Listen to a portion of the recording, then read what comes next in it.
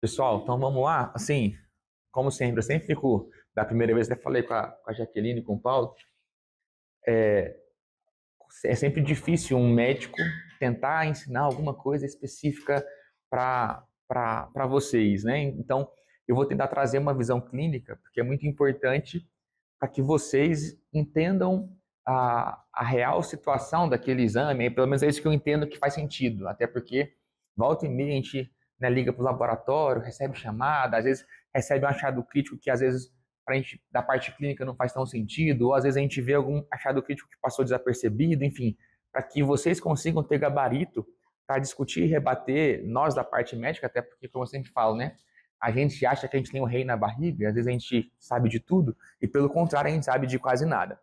Então, eu vou trazer uma questão muito sucinta e muito voltada para a parte clínica, até para que vocês auxiliem nos protocolos. Obviamente, quando a gente fala de marcador de necrose miocárdica, o que a gente está querendo achar é infarto. E talvez é o protocolo mais importante de uma instituição se ter. E muitas das vezes esse protocolo ele é mal escrito, mal criado, mal planejado. Eu tenho aí um orgulho de falar que nós criamos o protocolo do Hospital Jacob Facuri há aproximadamente 2 anos, aí, que está rodando de maneira bem assertiva, e nós estamos com ótimos resultados. E a gente só conseguiu rodar ele de maneira eficaz porque a gente conseguiu ajustar junto ao laboratório um meio termo, tanto em relação a tempo, obviamente, como em relação a qual marcador usar, como usar. Então é muito importante que vocês tenham esse conhecimento, e eu vou tentar aqui de forma rápida e sucinta trazer isso da melhor forma para vocês, tá? Então, basicamente, os marcadores de necrose miocárdica, como o nome diz, são marcadores que indicam necrose. E se eu tenho sinal de necrose, eu tenho, obviamente, lesão. Não necessariamente eu tenho necrose, eu vou ter infarto. Isso é um sinal de lesão miocárdica. Essa lesão pode ser primária do miocárdio ou pode ser secundária. Como assim secundária? Eu posso ter algum outro órgão que, por algum tipo de efeito fisiopatológico secundário, gera uma lesão no miocárdio que também libera marcadores de necrose tumoral. Basicamente, os marcadores são produtos de degeneração ou de degradação celular secundária a essa lesão. Independente de qualquer que seja, é um produto de uma degradação de lise celular por necrose e, obviamente, muscular. Alguns marcadores são mais específicos do músculo cardíaco, outros menos específicos do músculo cardíaco, e é isso que eu quero trazer aqui para vocês em relação a isso, tá? Obviamente, se eu tenho, como já foi dito, uma concentração aumentada desses marcadores, isso me indica uma injúria cardíaca que pode estar indicando alguma alteração cardíaca aguda ou não. Depende do marcador, de qual marcador eu usei, em que momento eu usei e qual é o paciente. A gente vai ver mais à frente, tem pacientes que têm condições crônicas que elevam cronicamente esses marcadores e nesses pacientes se torna menos sensível e menos específico à utilização desses marcadores, tá bom? Perdão. A gente tem aí, ao longo do tempo, uma evolução desses marcadores. A gente foi, na verdade, vocês, a gente não, né? Vocês foram descobrindo mais marcadores conforme o tempo. Antigamente, a gente tinha praticamente apenas somente só a mioglobina, né? Que é o marcador mais óbvio do ponto de vista muscular de se ter, mas ele é um marcador que pode estar relacionado a qualquer tipo de lesão muscular.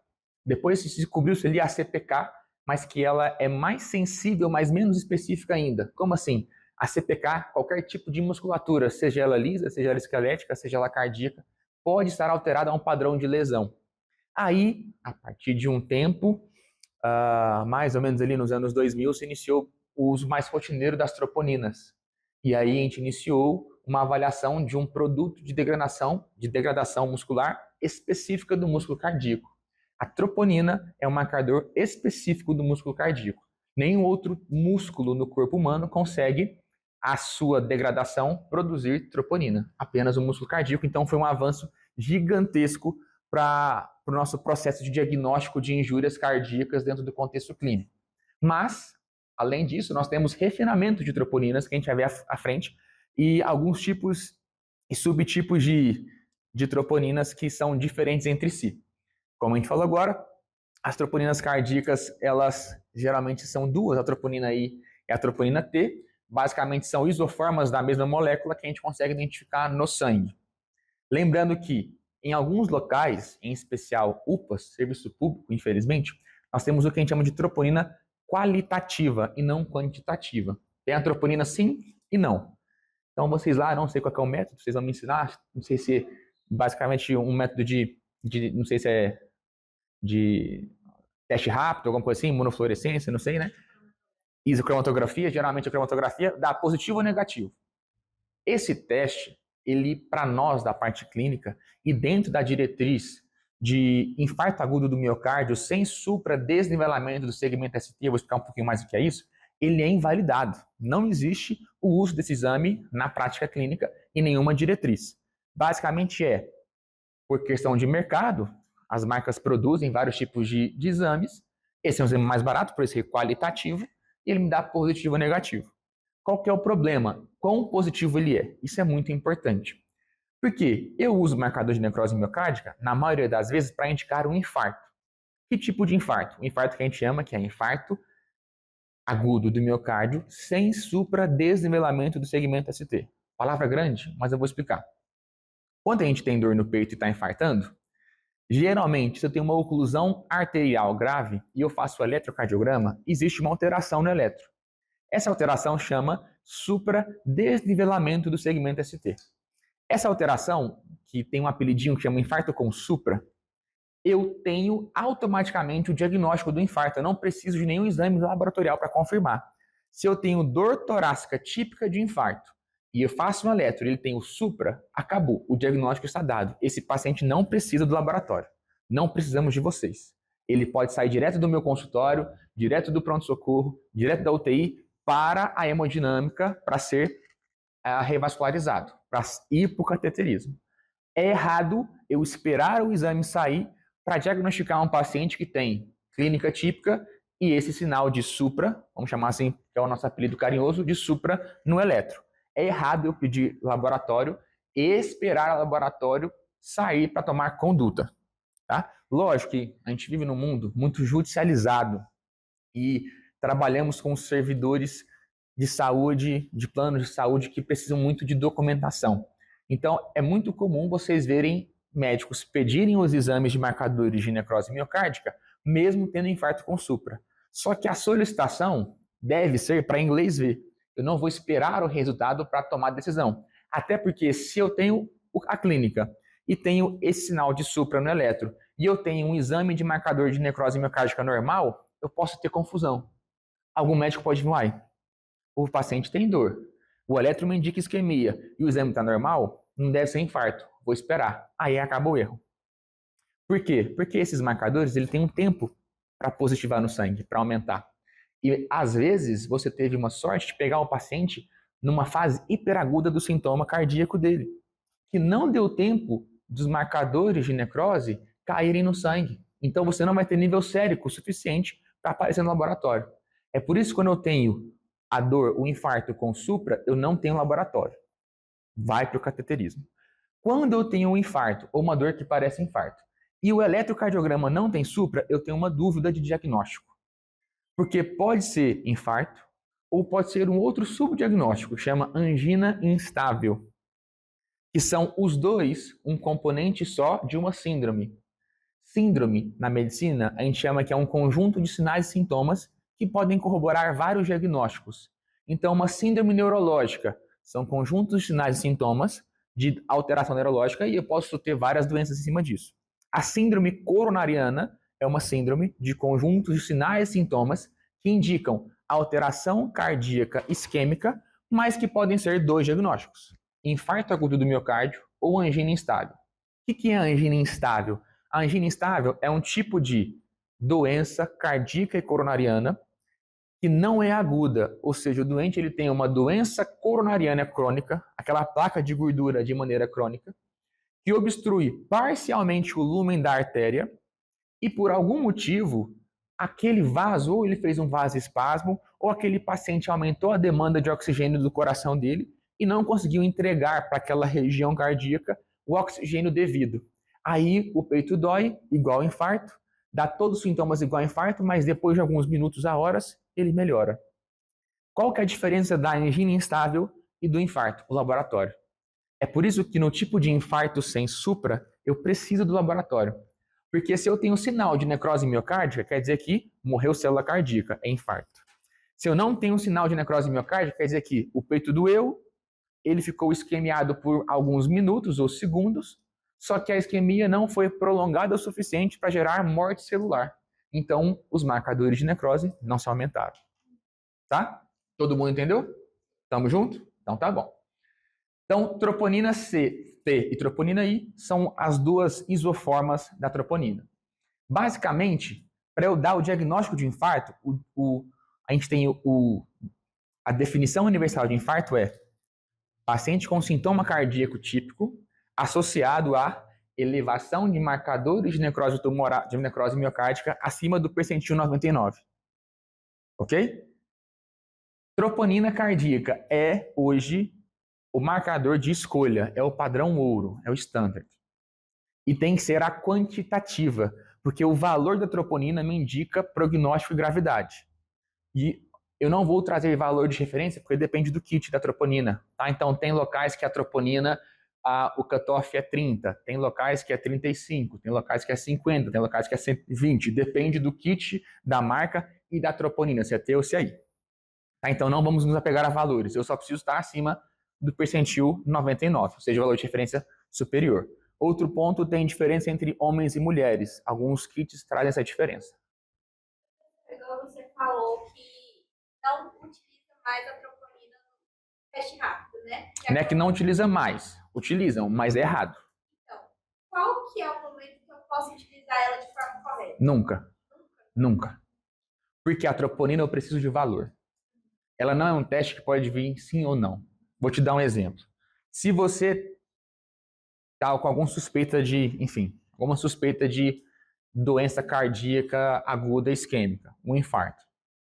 Aí vamos supor que a gente pede a troponina para você. O valor de referência daquele kit é 35, só que ele é um kit qualitativo. Se tiver menos que 35, ele dá negativo. Se tiver mais, ele dá positivo. Deu 37 lá no kit e ele veio para mim como resultado positivo. Ok? Eu repito novamente, depois de um tempo, vocês vão ver que a gente tem essa janela, mantém positivo. Se eu usasse o quantitativo, você teve 37 e depois você teve 35. Eu ter essa variação de queda e esse olhar de estar muito próximo do valor de referência, numa paciente jovem com baixo risco, não vai me trazer a urgência de pensar que é infarto. Eu vou pensar em outras doenças que podem gerar aumento de marcadores de necrose miocárdica e não infarto, porque o infarto ele sobe de maneira substancial. Então, eu espero num paciente infartado, numa fase hiperaguda, pelo menos o dobro do percentil 99. Então, eu esperar 70, 100, 110, 120 de troponina. Então, por exemplo, ele dá 35 e depois de um certo tempo... Ia dar 90, 70. Depois de outro certo tempo ia dar 1000. Tem pacientes que lá no nosso cutoff é 50. Lá no kit que a gente usa lá no hospital. Nosso laboratório é o núcleo, o kit deles é 50. Já pegamos troponina de 50 mil. Num cutoff de 50. Se eu faço um exame em você e dá lá 55, se fosse um teste qualitativo, iria vir positivo. Eu ia começar a pensar, pô, tá infartada, pode estar infartada, não tá. Se eu faço a curva, eu não consigo curvar, porque vem sim ou não. E a curva da troponina é muito importante. Tá muito importante. Por quê? A troponina, ela começa a ser detectada no sangue nas primeiras 3 horas do infarto. Após as primeiras 3 horas. Então, se eu peguei um paciente que acabou de ter dor torácica e eu tô ali na primeira, a segunda hora de doença, a troponina pode dar negativa ou muito baixa. Por isso que eu não posso usar o qualitativo, tem que ser o quantitativo. E eu sempre, para bater o martelo, tenho que ter pelo menos, se for a troponina I e T, 3 marcadores. Hora 0, hora 3 e hora 6. Então eu faço 3 exames nesse paciente, no qual eu tenho dúvida, e avalio não só o valor, mas sim a curva de ascensão ou descenso da troponina. A troponina, ela inicia, deixa eu ver se acho no próximo slide. Isso. A troponina, ela começa a aumentar entre 3 a 6 horas, faz pico com 2 a 24 e permanece elevada entre 5 a 14 dias. Então, chega um paciente agora com dor torácica, faço o eletro, Não tem supra? Opa, pode ser infarto. Vou ver se é infarto. Rodo troponina. Troponina na hora zero, veio normal. Descartei infarto? Não. Tenho que repetir ele em pelo menos 3 horas. Começou a aumentar, era 30, o cutoff é 50, foi para 55. Opa, aumentou. Vou repetir daqui 3 horas, 190, tá infartado. Tô tendo uma curva ascendente de troponina. O coração dele está sofrendo. Se nessas 6 horas eu não tratei o infarto, você entende, você acredita comigo que o coração vai continuar machucando? Vai continuar morrendo? Então a troponina vai sendo liberada em maior quantidade. Ok? Então a troponina ela é importante por conta disso. E por isso que eu não posso usar qualitativa. Se você abrir essa referência, diretriz da Sociedade Brasileira de Cardiologia sobre angina instável e infarto agudo do miocárdio, você acha que é uma boa referência? Né? É a principal que a gente tem hoje. Ela é de 2021 porque é a última que tem, a última diretriz de infarto é de 2021. Você não vai ver lá descrito troponina qualitativa. Não existe descrição de troponina qualitativa. Não existe possibilidade. Mas a UPA usa. Usa. Ixi, muitos lugares usam. Interior. Teste rápido é quantitativo. Quantitativo, né? Existe um que, se eu não estou enganado, eu não vou saber explicar porque eu não sei muitos detalhes laboratoriais, mas ele parece um sabonetezinho. Só que tem do equipamento. Isso, só que tem um desse ainda qualitativo. Tem um desse qualitativo. Até que a gente pensou em colocar lá, que a gente estava tendo problema com o laboratório. Agora eu vou falar mais à frente um pouquinho também sobre isso. Já falo logo. A troponina, por diretriz, ela tem que ser liberada nas primeiras 1 a 2 horas. Então, coletei, ela tem que ser liberada em 1 a 2 horas. E a gente não quer o A2, eu quero 1. Então, nosso alvo é em até 1 hora sair troponina. A gente tinha muita dificuldade com o laboratório para liberar em até 1 hora, porque é difícil. Então, eu tenho que ter coleta, eu tenho que ter cadastro do exame, eu tenho que ter autorização do plano, eu tenho que ter transporte de logística para o laboratório e eu tenho um tempo de máquina. E, se eu não me engano, só o tempo de máquina é 30 e poucos minutos. Né? Se eu falar besteira, vocês me corrijam. Então, a gente tinha que ter uma coleta super rápida, uma resolução de processos operacionais burocráticos super rápido e um transporte de material super rápido.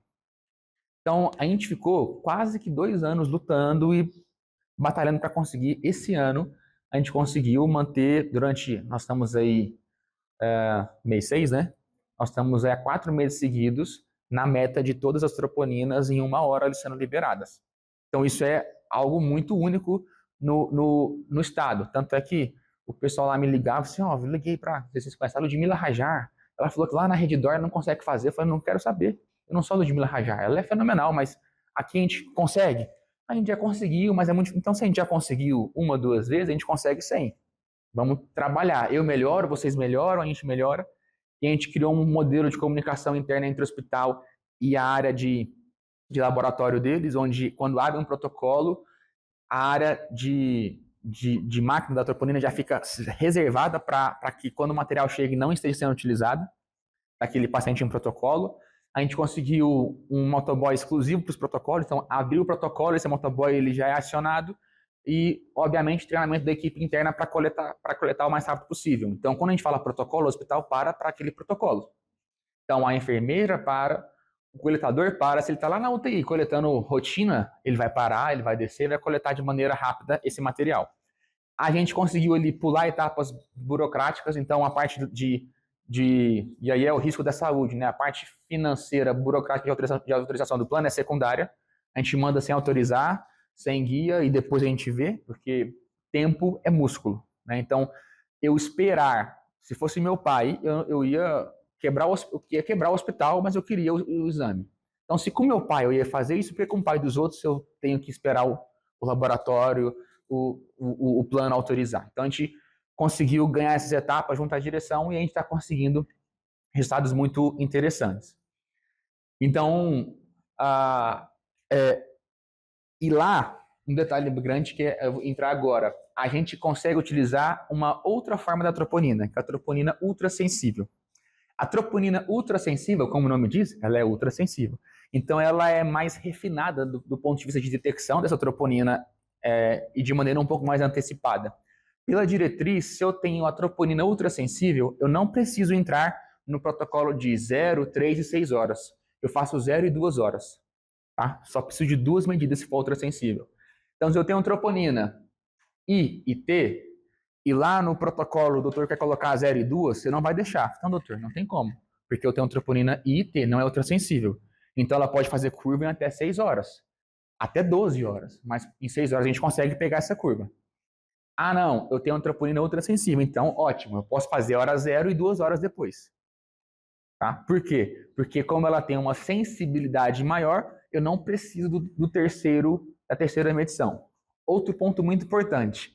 Essa curva de ascensão entre uma medida e outra, para ela ser considerada significativa, ela tem que ser pelo menos de 20%. Então, se eu tenho uma troponina de 100 e a próxima vem 105, eu não considero isso uma curva ascendente. É uma variação de numeral do exame. Vocês mais do que eu sabem que um exame ele não vai dar o mesmo resultado todas as vezes que eu fizer. Então, a gente considera mudanças substanciais. Para nós, no infarto, na isquemia, a mudança substancial é 20% do valor. Então, o cutoff é 100. Deu 100, foi para 105, não sai correndo querendo dar achado crítico. Não. Vamos com calma. Saiu de 100 para 120, pô, 20%. Saiu de 120 para 240, dobramos. Isso é um sinal de gravidade, uma curva ascendente realmente positiva, tá? Então é importante que isso aconteça. Outros marcadores além da troponina que a gente pode ver, tá? Antes de ir para outros marcadores, importante demais isso aqui. Além do infarto, algumas outras condições podem aumentar a troponina e manter ela elevada independente de isquemia cardíaca. Muita atenção. Pacientes com doença renal crônica, eles têm troponina elevada constantemente. Pacientes com doença renal crônica, eles têm troponina elevada constantemente. Por quê? Não sabemos ainda muito bem. O que é imaginado, não tem fisiopatologia definida, é que o paciente que tem doença renal crônica, ele estimula muito a via que a gente chama de coração-rim. O coração e rim são interligados hormonalmente e vascularmente falando. Se eu tenho um funcionamento ruim do coração, eu vou ter um funcionamento ruim, consequentemente, do rim. E se eu tenho um funcionamento ruim do rim, eu vou ter um funcionamento ruim do coração. Então, essa sobrecarga que o rim gera no coração gera lesão constante sobre o miocárdio. E essa lesão constante libera troponina constante. Essa troponina não é indicativo de nenhuma abordagem cardíaca específica, porque eu não tenho obstrução, eu não tenho isquemia aguda, eu não tenho uma área muscular abrangente que está sofrendo por ausência de oxigênio. O que tem é uma lesão indireta sobre aquele miocárdio e, consequentemente, eu fico liberando troponina no sangue. Então, o doente renal crônico vai ter troponina elevada. Por isso que eu falei, cuidado com os valores aumentados, mas muito próximos do valor de referência. Então, o valor de referência é 50. Eu tenho um paciente com 60, 75, 55. Ou será que ele não é doente renal crônico? Ou será que ele não tem outra doença? Como, por exemplo, um TEP, que é um tromboembolismo pulmonar? Porque o tromboembolismo pulmonar é um trombo, obviamente, no pulmão. O pulmão, ele é a via de saída do ventrículo direito. Então, a gente gosta de falar que a gente tem dois corações, coração direito, coração esquerdo. Coração direito joga sangue para o pulmão. Se essa saída de sangue está obstruída, eu vou ter uma sobrecarga do ventrículo direito. Concorda comigo? É igual um cano entupido. Se eu tenho um cano entupido, para eu conseguir passar líquido por ele, eu tenho que aumentar a minha força de bomba. Então, eu sobrecarrego o coração. Essa sobrecarga cardíaca do ventrículo direito gera lesão miocárdica e gera aumento de troponina.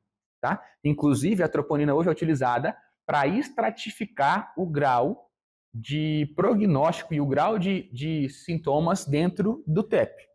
Se eu tenho um tromboembolismo pulmonar com troponina muito elevada, me indica um prognóstico pior. E eu vou ter que gerar medidas mais invasivas do que um TEP com troponina baixa. Tá? Muito importante. Tem um score, não quero ser tão detalhista para a parte médica, mas tem um score que chama score de PESI, que avalia o risco de gravidade do TEP, e um dos pontos dele é a troponina. Tá? Outro ponto, miocardite, que é a inflamação do músculo cardíaco.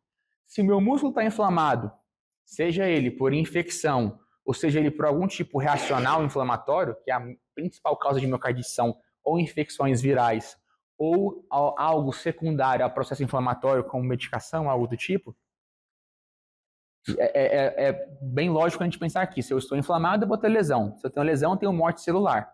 Não necessariamente uma morte em grande quantidade em uma região específica para parar de bater o coração como no infarto, certo? Mas eu vou ter liberação de marcadores. Então, a troponina também vai estar elevada nesse contexto. Outro contexto é síndrome de Takotsubo. Alguém já falou dessa síndrome? Não? Nunca? Também chamada de síndrome do coração partido. Vai falar? A síndrome do coração partido é típico de mulheres jovens com algum tipo de trauma psicológico agudo, na qual o coração dói de verdade. É um processo traumático tão forte, pode acontecer com homens também, mas epidemiologicamente é mais comum em mulheres de idade média ou baixa, ali a partir dos seus 20, 30 anos, e chama síndrome do coração partido, que foi descrita geralmente após términos de namoros ou relacionamentos. Não é. Infelizmente, é epidemiologia. Então, pós algum padrão traumático, eu posso ter uma reação inflamatória cardíaca que gera uma parada de funcionamento muscular de uma região do coração, geralmente a região apical, e o coração toma um formato específico. Que formato é esse? É um formato de um vaso que chama Takotsubo. Esse vaso é um vaso que usavam lá no Japão para guardar polvo. Então, na pesca de polvo, eles pegavam o polvo e colocavam num vaso. Esse vaso, quando a gente faz a ventilografia do paciente, porque esse paciente ele vai ter dor torácica, típica de infarto, ele vai ter aumento de troponina, ele pode ter supra, ele vai para onde? Para cateterismo. Quando eu jogo contraste, nenhuma coronária ocluída.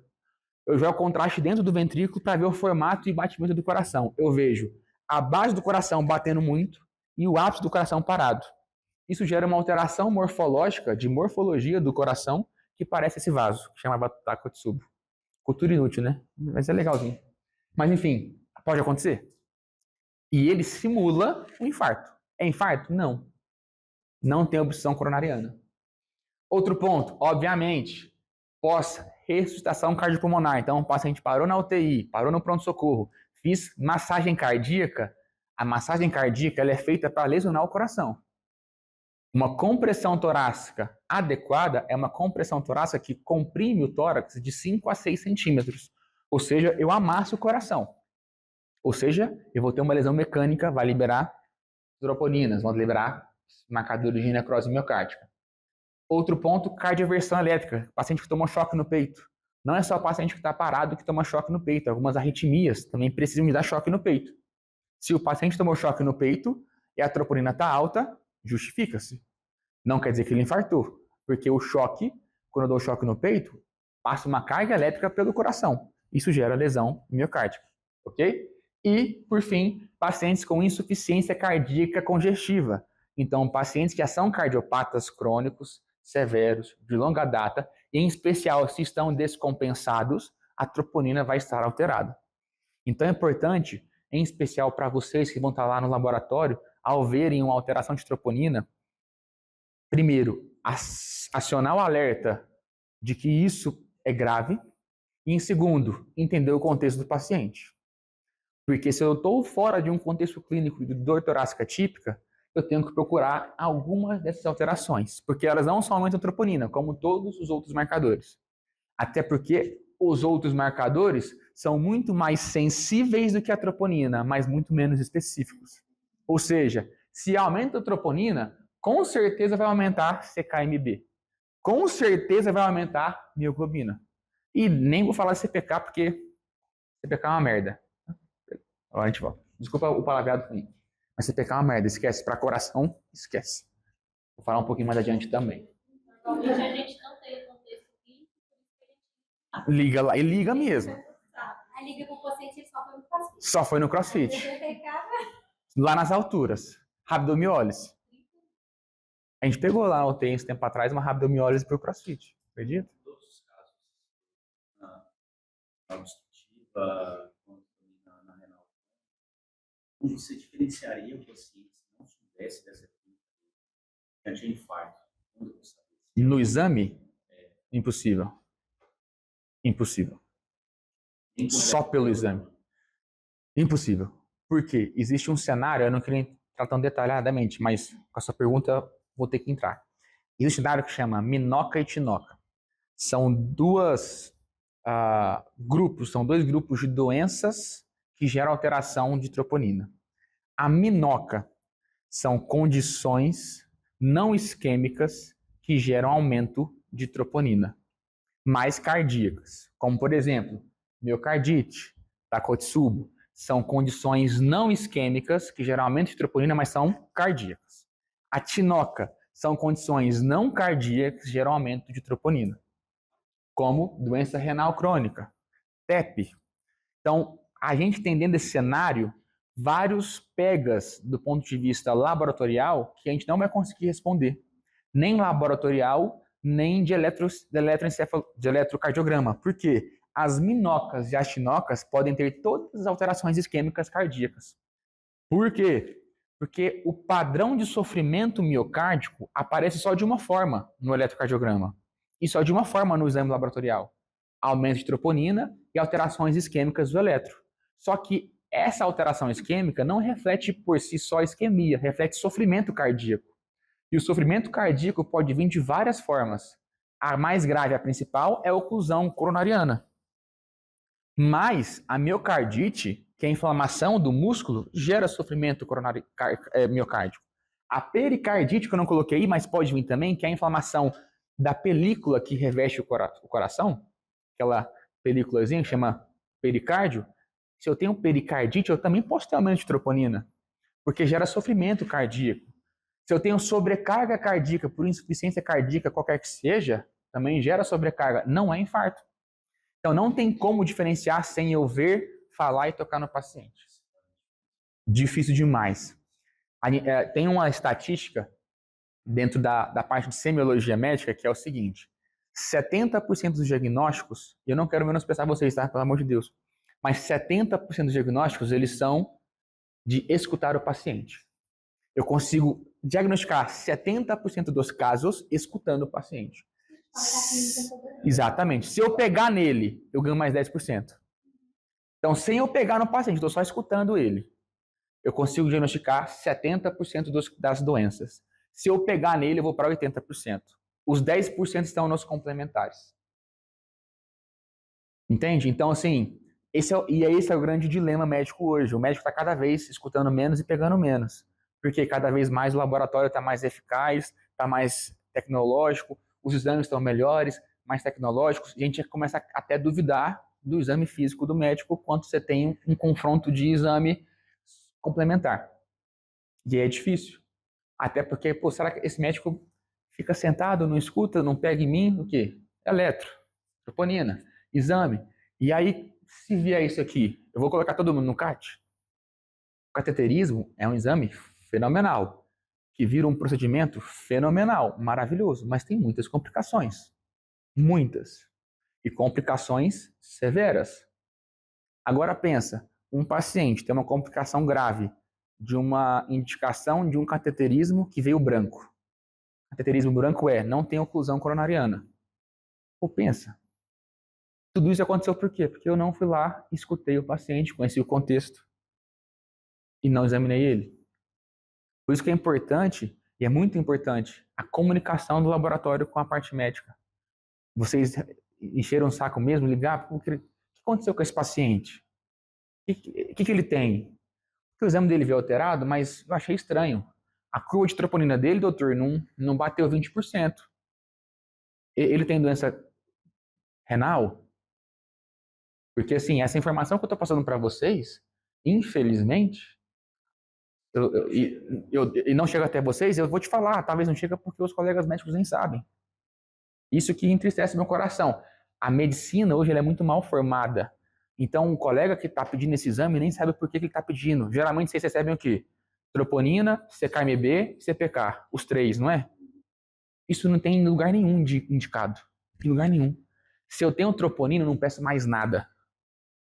A não ser que seja essa qualitativa, que não serve para nada, né? Então, se eu tenho troponina, eu não peço mais nenhum outro marcador, porque me confunde. Por que me confunde? Porque a CKMB, ela é uma isoenzima da creatina quinase, que eu encontro em qualquer tipo de músculo do corpo, não só do coração. Então, qualquer tipo de lesão muscular que seja, pode aumentar a CK.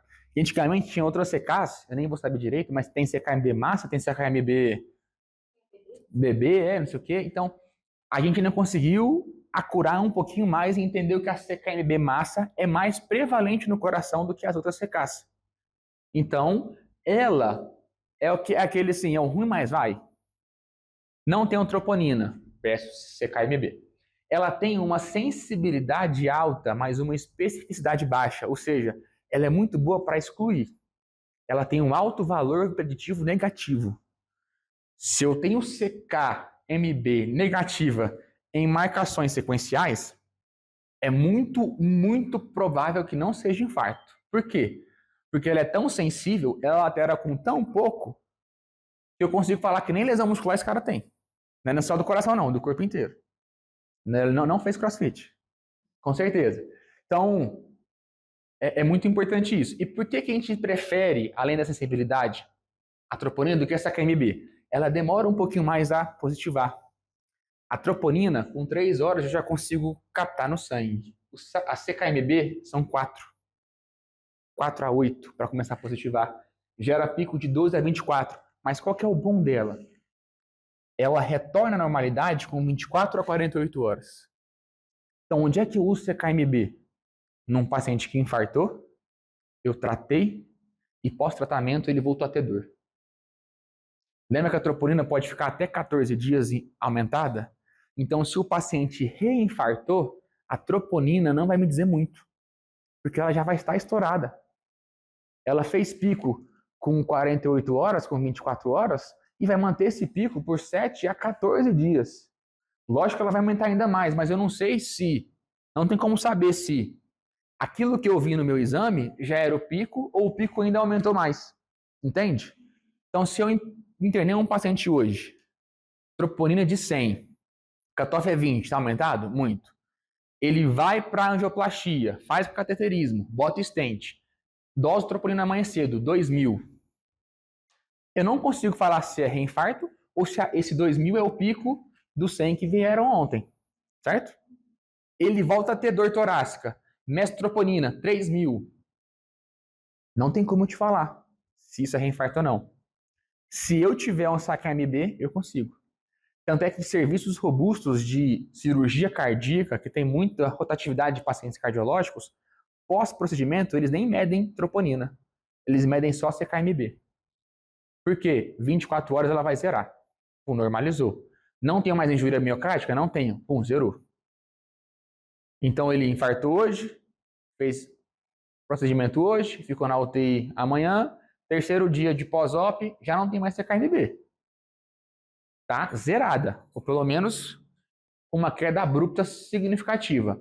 Voltou a subir, opa, esse paciente pode estar reinfartando. E quando a gente fala num pós-op imediato de angioplastia ou cirurgia miocárdica, o reinfarto é do enxerto. Então é o stent que está fechando. Ou é a ponte que eu coloquei que está ocluindo. Então isso é muito importante. Esse paciente ele tem que voltar para o cateterismo ou para a sala de cirurgia de imediato. E a troponina é ruim em falar disso. Ela é horrível. Agora o CKMB é ótimo, tá? Então hoje o ideal de usar o CKMB é só para reinfarto.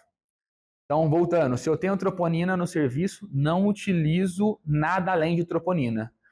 Se eu tenho a possibilidade de usar ultrassensível, graças a Deus uso ultrassensível. Se não, eu vou demorar um pouquinho mais com a troponina T e I normal a fazer diagnóstico. Vou ter que fazer curva de 0, 3 e 6 horas.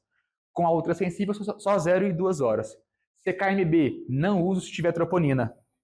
Se eu não tenho troponina, aí eu uso CKMB, 0, 3 e 6 horas. Também, tá? Outro ponto, CKMB, ela serve especificamente para reinfartos. Mioglobina, não dosa, esquece, melhor não fazer. Ah, mas eu não tenho nada. É melhor nada. Por quê? Porque ela é aleatória. Ela é pouquíssimo específica, altamente sensível. Se bater o pezinho no cantinho da quina da porta, vai aumentar, porque tem músculo no dedinho, vai fazer lesão, é quase um dedímero. Conhece um dedímero, né? É quase um dedímero. Alto valor preditivo negativo. Se vier normal, pode ser que não tenha mesmo. Mas para uso, é só um confundidor. Não é indicado, tá? Se você for ver lá na diretriz de infarto agudo do miocárdio, ela é recomendação 3. Vocês entendem o que é recomendação 3? Não usar. Então eu tenho recomendação 1A. 1A é indicado para ser utilizado com alto grau de robustez de evidência, ou seja, eu tenho vários estudos que já confirmaram e reconfirmaram. 1B é alto grau de utilização, mas os estudos eles não são tão robustos, mas todos eles foram positivos. 2A é indicado usar e os estudos eles são um pouco discordantes, mas a maioria deu positivo. O 2B é quase que uma opinião de especialista. Os estudos são meio contraditórios, mas entende-se que foi feito aqui um conchavo de especialistas e a gente entende que é uma boa coisa a ser feita quando não tem nada mais a ser feito. E 3 é não indicado. É não usar. Então, se você pegar lá, mioglobina, não usar. Então, se eu não tenho nada, fique com nada. É melhor o olho, o ouvido, a mão e o eletro repetidos do que mioglobina. Vai atrapalhar a gente, vai confundir a gente. Porque ela pode vir altíssima numa condição que não tem infarto e pode vir baixa numa condição de infarto de oclusão aguda. Então, ela é muito ruim, tá bom? Outros marcadores que a gente pode utilizar no infarto, mas eles não são específicos do coração, do miocárdio. A CK total, que a gente falou ali mais cedo. O DHL, que é um marcador super inespecífico, ele é um marcador de lesão celular. Não importa qual que seja. Então, assim, não faz nenhum sentido utilizar, mas já vi pedir. Então, assim, DHL hoje serve para uma coisa também. Para oncologia, é muito importante para ver ali grau de doença, de descompensação. Para síndrome de lixo tumoral é um bom indicador. E para critério de Light. Mas o critério de Light? Não? Quando a gente tem uma amostra, vocês têm que conhecer, hein? Quando chegar uma amostra para vocês de líquidos extravasculares, geralmente líquido acítico ou líquido pleural, uma das condições mais importantes laboratoriais para nós médicos é entender o que é esse líquido. Se ele é um processo transudativo ou exudativo. Então, ele é transudato ou ele é exudato? O que é transudato? É basicamente o plasma sanguíneo que extravasou para aquela cavidade. É plasma sanguíneo. Junto com proteína, com resto de célula. O que é exudato? É um produto de um processo inflamatório local grave, ou seja, é pus. Mas muitas vezes o transudato parece exudato e o exudato visualmente parece transudato. Não é todo pus que é aquele pus grosso, amarelo ou esbranquiçado. Às vezes ele é um amarelo citrino líquido, tem alguns grumos pequenos. Então a gente faz os critérios de Light. A gente compara o DHL do líquido, daquela que foi captado, com o DHL do sangue sérico. Compara proteínas do sangue com as proteínas do líquido. E faz uma relação de razão, de divisão. Se eu tiver um valor acima de 0,6 da razão entre líquido e sérico, aquilo é exudato. Se for menor do que 0,6, é transudato. Então é muito importante para a gente entender o mecanismo de patologia. Porque se é transudato, geralmente é algo mais benigno. Se é exudato, eu vou pensar em algo mais maligno do ponto de vista de doença, não de câncer, mas algo infeccioso mais grave que gerou aquela coleção de líquido naquela região. Tá? E os peptídeos natriuréticos. Eles são específicos do coração, mas não de necrose miocárdica, e sim de sobrecarga miocárdica. Então, o peptídeo natriurético ele é o seguinte: o coração tem uma capacidade hormonal. Toda vez que o átrio distende, ele libera esse peptídeo natriurético. O que é isso? Se o átrio distende, ele está entendendo que é o quê? Está chegando muito volume de sangue no átrio, certo? Ele produz um hormônio natriurético, ou seja, diurético, que vai lá no rim e aumenta a diurese do paciente. Porque o átrio entende, se eu estou distendendo demais, tem muito sangue. Então tira volume de mim. Se eu tenho sobrecargas cardíacas, vão gerar distensão arterial, e não necessariamente é por sobrecarga de volume, pode ser 1 milhão de coisas, eu libero BNP e proBNP. Não é um marcador de isquemia, é um marcador de sobrecarga cardíaca. Então, geralmente a gente pede mais em contexto de insuficiência cardíaca aguda, tá?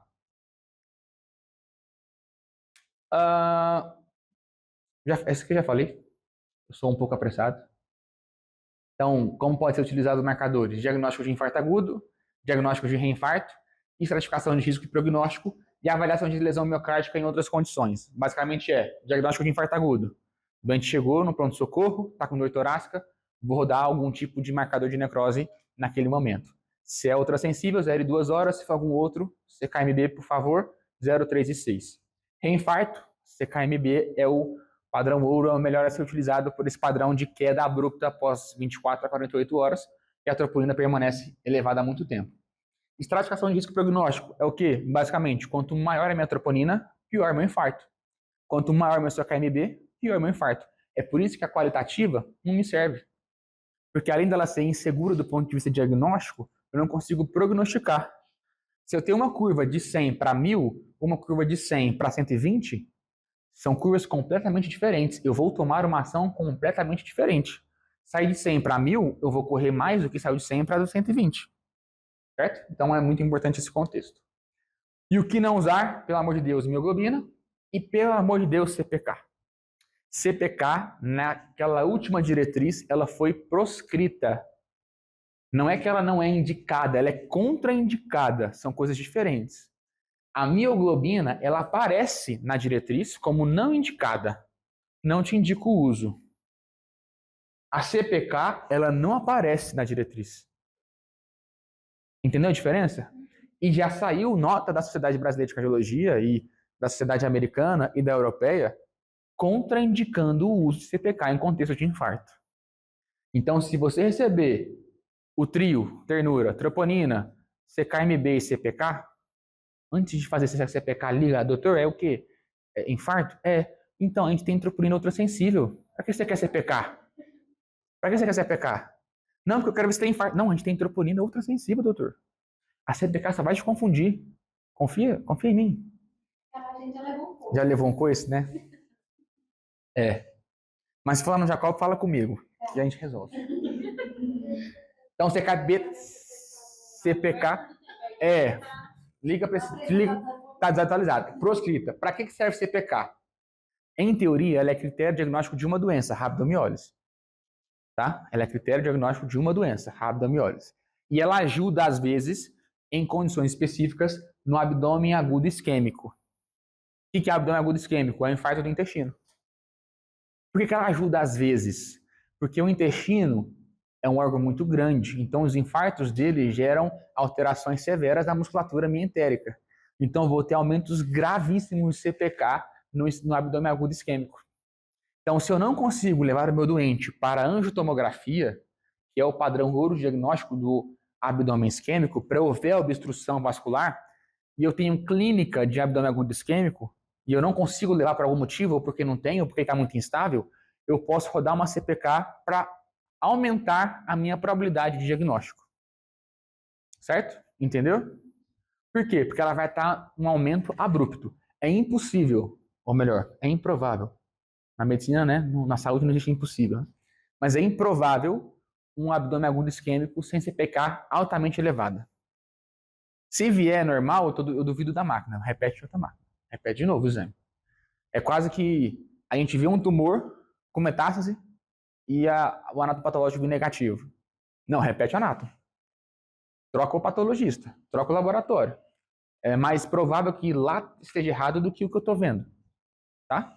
Então o CPK serve para isso e mais nada. E briga com os médicos que pedirem CPK. E é isso. Acho que era tudo que eu tinha para compartilhar. Se tiver alguma dúvida específica, alguma sugestão, crítica? Falando das doenças que tem, né, a síndrome, Sim. uma condição especial que é pouco falada, é a ponte miocárdica. A ponte miocárdica. A ponte miocárdica. Muita dor no peito, né? Ela é um diagnóstico secundário à angina instável. Não vai alterar marcadores de necrose. Não vai alterar. Não vai alterar. Ela é uma das causas de angina instável. Porque a ponte, vocês conhecem ponte? Todo mundo sabe que é ponte miocárdica? Não? Ponte miocárdica é uma alteração anatômica da embrionária da coronária. Geralmente, a que gera mais sintoma é quando eu tenho isso da coronária descendente anterior. Eu tô falando muita. Vocês conhecem a anatomia ali mais ou menos, né? A coronária, ela é um vaso que passa fora do coração. Então ele desce na superfície do miocárdio, entre o miocárdio e o pericárdio. Então a coronária, ela é, pelo menos os seus troncos principais, um vaso extracoração. Então ele passa, como a gente fala, no extraepicárdio, no epicárdio. E ele entra para dentro do músculo nas suas ramificações menores. A ponte miocárdica é, ao invés de ele passar por fora do músculo, a coronária principal, que é a descendente anterior, ela passa no meio do músculo. Então é uma malformação embrionária. E toda vez que o músculo contrai, a coronária fecha. Consegue entender? Ela passava aqui. O músculo contrai, não acontece nada, certo? Agora ela passa aqui, no meio. Toda vez que ela contrair, a coronária vai ser obstruída. Quando ela obstrui, o coração não tem oxigênio, porque não está chegando naquela região sangue e o peito dói. Só que ele relaxa em algum momento, certo? Então sempre tem um pouquinho de suprimento de oxigênio que não gera necrose. Então não vai aumentar marcadores. Não tem. Não tem.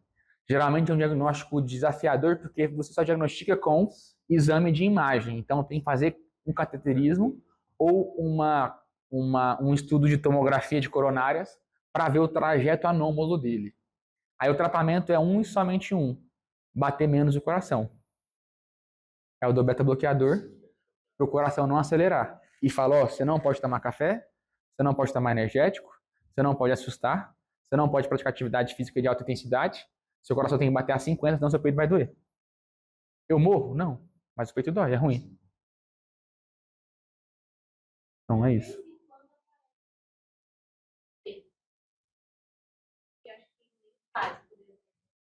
Terceirizar. Quando é que vai pedir ou eu posso confiar que Então, aí depende muito do colega, né? Possivelmente ele não sabe o que está fazendo. Ele está só pedindo ali aleatório. Ele viu em algum lugar lá, troponina, em vez de ele escrever só troponina, ele escreveu T e ele não sabe que você não tem, que não existe, ou enfim. Às vezes é só questão de comunicação mesmo. Considera que a troponina, a que você tem, e libera. Demora, não faz sentido, né? Vocês têm qual aqui no igual? E a outra sensível? A outra do sabonetinho, só que ela não é qualitativa. É quantitativa. Mas é contingência. É contingência. É porque a acurácia dela é baixa, não é tão confiável. Mas tem aí. É só. Show. É isso. Mais alguma dúvida? Deu para absorver? Foi muito ruim, não, né? Não, porque assim, eu trabalho no laboratório e também faço estágio. Aham. E lá, por isso que eu te perguntei, lá no laboratório a gente faz a qualitativa. Esquece. E aí você falando, gente, como que isso faz? Porque lá não faz no equipamento, que é o quantitativo. Só libera o qualitativo. Positivo ou negativo. E eu assim. Não, e aparece muito, igual você falou, a tríade lá. Troponina, CPK e o CKMB. CKMB. Agora eu vou ficar bem atenta a isso. Fica atenta. Geralmente, assim, se tem algum lugar que tenha qualitativa, qual que é a orientação? Qualitativa também não tem nem na diretriz, tá? Mas qual que é a orientação? Pede a qualitativa e a CKMB. Porque aí eu tenho uma CKMB elevada com uma troponina positiva. Eu estou mais próximo da verdade. É porque o diagnóstico, e tem um médico muito antigo, eu nem sei o nome dele, mas ele falou que a medicina é a arte das probabilidades. E o laboratório mais ainda. Porque a gente quer acreditar naquele resultado, mas quem disse que aquele resultado que a máquina está dando é verdadeiro? Quem disse? Quantos falsos positivos e falsos negativos nós temos, né? A gente esquece disso. No dia a dia, a gente confia naquilo que está ali na nossa cara. Então, para estar mais próximo da verdade, e é por isso que a gente trata o diagnóstico como hipótese diagnóstica, não sei se vocês já perceberam, né? Ali no finalzinho da consulta não está diagnóstico, está hipótese diagnóstica, porque sempre é uma hipótese, nunca é uma confirmação. Até que se prove ao contrário, não existe como confirmar. Mesmo você vendo a lesão, mesmo sendo muito típico, no fim das contas não tem como a gente confirmar a casualidade entre aquele achado e a consequência. É óbvio que tem diagnósticos firmados, anatomopatológicos são diagnósticos firmados, mas continua sendo ainda hipóteses. Por quê? Ah, não, é firmado. Quem que me falou? O patologista. E quem disse que ele estava num dia bom? Quem disse que ela estava num dia bom? Quem disse que ele estava com dor de cabeça e liberou um laudo rápido, sem olhar direito? É a máquina. Quem disse que ela estava calibrada? Então, assim, sempre trabalhamos com hipóteses. Então, a arte da probabilidade. Se eu tenho um exame que me dá poucas probabilidades, que é um qualitativo, eu associo a um outro quantitativo mais ou menos. Então, eu tenho um ruim e um mais ou menos. Eu posso juntar os dois e virar um bom. É o mesmo padrão do quando a gente faz medicina, uma medicina mais lúcida. E a gente fala, eu quero usar só os 10% do laboratório, do exame complementar para me ajudar. Eu escuto e pego no paciente. A gente tem um valor preditivo de diagnóstico antes de um exame. E eu espero que esse exame me ajude em aumentar o valor preditivo ou reduzir o valor preditivo do diagnóstico. Certo? Então, vamos supor que eu tenho, antes do meu exame complementar, um valor preditivo de diagnóstico de 90%. O que esse exame vai me ajudar? Ele vai aumentar em quê? De 90 para 100? Eu não mudo conduta. E se ele vier negativo, ele muda de 90 para 80? Não muda conduta. Para que eu vou usar ele? E muitas vezes eu tenho 90% pré-laboratório ou pré-complementar, e o complementar é negativo, o médico quer recuar. Coloca em dúvida, coloca em xeque. Para que serve o complementar? Para os valores intermediários. Então eu tenho ali pré-laboratório, pré-complementar, 40% de chance de ser uma doença. Se eu ganhar 20% com laboratório, 30% for sensacional.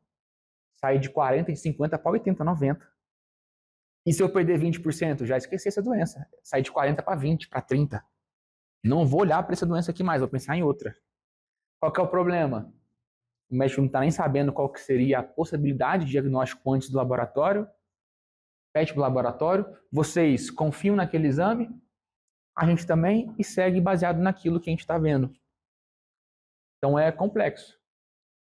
Seria, por exemplo, uma das doenças, né? Também. No ato ali do cadastro, a gente está conversando com o paciente. Seria interessante a gente perguntar se ele tem alguma doença renal. Importantíssimo. Porque às vezes não tem muito contato com quem solicitou, né? Ainda mais se for um exame ambulatorial. Vocês não têm contexto nenhum, né? Lá quando chega o pedido médico, ou a guia, né, do plano, e não tem informação nenhuma. Então ali a gente está nas cegas. E é importantíssimo vocês conseguissem fazer uma triagem e ajudar demais vocês. Muito. A entender melhor aquele resultado. Muito mesmo. Tratamento, insulina negativa, normal, CKMB alto. No princípio, minha máquina está ok, eu garanto o exame que eu liberei. Às vezes a gente fica meio... Partindo do princípio, qual que é o problema? Se você tem troponina, não deveria existir a CKMB nesse pedido. O erro começou aí. Por quê? Porque agora a gente está na dúvida. Aí a gente... E agora? A gente manda, mas fica...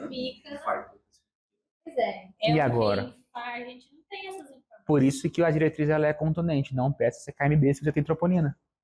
Por conta disso, porque gera confusão diagnóstica. Então, se eu tinha um baixo valor preditivo de diagnóstico de infarto, com esse resultado eu continuo com ele baixo, mas eu tenho um exame que pode me falar que é positivo. Entende? Então, assim, muda tudo. Como é a arte das probabilidades, eu tenho que trabalhar com probabilidade para acertar mais vezes e errar menos vezes. Se eu trabalho com condutas que me confundem as probabilidades, que geram probabilidades opostas, isso gera confusão. A confusão me trava, eu não posso falar se é ou não é. Trava aqui, trava lá. O erro começou onde? Se eu tenho troponina, para que eu pedi secar? Não existe esse contexto. Se eu tenho troponina, é troponina. A secar vai ser em contexto que eu não tenho troponina, ou no pós-infarto, lá no no pós-angioplastia, no pós-cardíaca, entendeu? Então, o erro começou ali.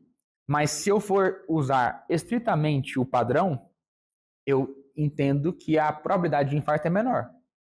Porque fisiologicamente, se a sua máquina está ok, você vai concordar comigo que eu tenho um marcador não específico do coração e outro específico do coração.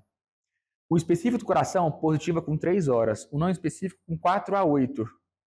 Então é muito difícil se KMB está aumentado, se a troponina está aumentado, se for uma doença cardíaca. Concorda comigo? Então, é improvável, não impossível, mas quase impossível. Se um positiva com 3 horas, o outro com 4, a janela de intersecção dos dois é após as 4. Se CKMB já está aumentado, eu tenho pelo menos 4 horas de infarto, certo? Eu tenho pelo menos 1 hora que a troponina está alta. Como é que ela vai estar normal e o CKMB vai estar alto? Falando do ponto de vista cardíaco. Não tem como. Acreditando que aquilo resultado é uma verdade. Né? Então, e é por isso que um CKMB e até a troponina normal, sem ser ultrassensível, são 3 aferições e a curva. Então não é um exame que vai me dar o diagnóstico, são 3. Eu tenho que ter de 0, de 3 e de 6 horas. E aí, vamos supor que esse padrão se mantém nos 3 exames. Pô, olha a confusão.